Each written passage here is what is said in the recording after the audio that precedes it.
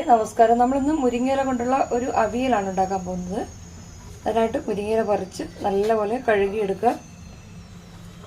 ഒരു അരമുറി തേങ്ങ ചിരണ്ടി വെക്കുക. തേങ്ങ, ചെറിയ ജീരകം, മഞ്ഞൾപ്പൊടി, ഉപ്പ്, പച്ചമുളക്, വെളുത്തുള്ളി, കൊച്ചുള്ളി ഇവയെല്ലാം കൂടെ നമുക്ക് ചതച്ചെടുക്കണം.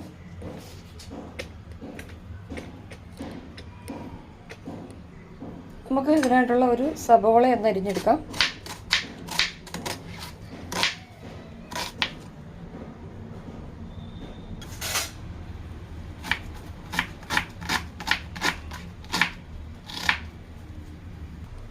നമുക്ക് ഈ സബോള ഒന്ന് വഴറ്റിയെടുക്കാം. കുറച്ച് എണ്ണ ഒഴിച്ച് ഇച്ചിരി കടുക് ഇട്ട് കൊടുക്കാം.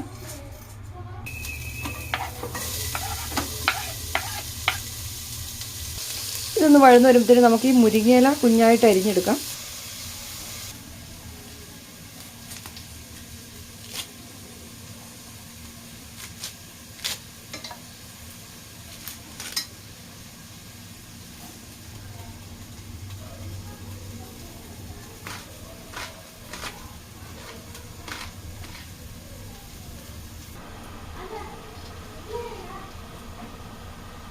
നമ്മുടെ ഉള്ളിയൊക്കെ വഴന്നിട്ടുണ്ട്. ഇതിലോട്ട് ഈ ഇല ഇട്ട് കൊടുക്കാം. നമുക്കിതൊന്ന് ഇളക്കി കൊടുക്കാം. എന്നിട്ട് മൂടി വെച്ച് വേവിക്കാം, അല്ലെങ്കിൽ ഇതിൻ്റെ വിറ്റാമിൻ എ എല്ലാം പറന്നു പോകും.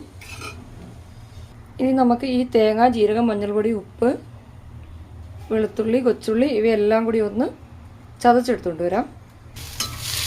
നമുക്കിതൊന്ന് ഇളക്കി കൊടുക്കാം. നമ്മുടെ അരപ്പ് ഇതിലോട്ടിട്ട് കൊടുക്കാം. എന്നിട്ട് നമുക്കൊന്ന് മിക്സാക്കി കൊടുക്കാം.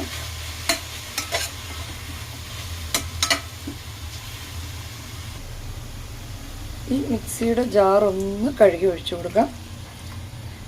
അവിയൽ എന്ന് പറയുമ്പോൾ എപ്പോഴും കഷ്ണത്തിൻ്റെ ഒപ്പം തന്നെയായിരിക്കും വെള്ളം നിൽക്കേണ്ടത്.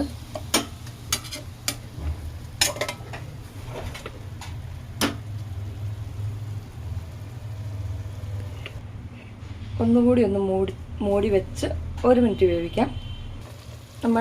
നമ്മുടെ അവിയലൊക്കെ നല്ല സൂപ്പറായിട്ട് റെഡി ആയിട്ടുണ്ട്. ഇതിലോട്ട് ഇച്ചിരി പച്ചവെളിച്ചെണ്ണ ഒഴിച്ചു കൊടുക്കാം. 1 ടീസ്പൂണ്.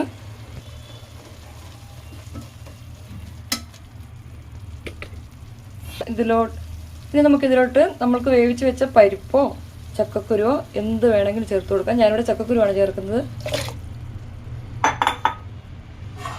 ഒന്നുകൂടി ഒരു 5 മിനിറ്റ് മൂടി വെച്ച് വേവിക്കാം.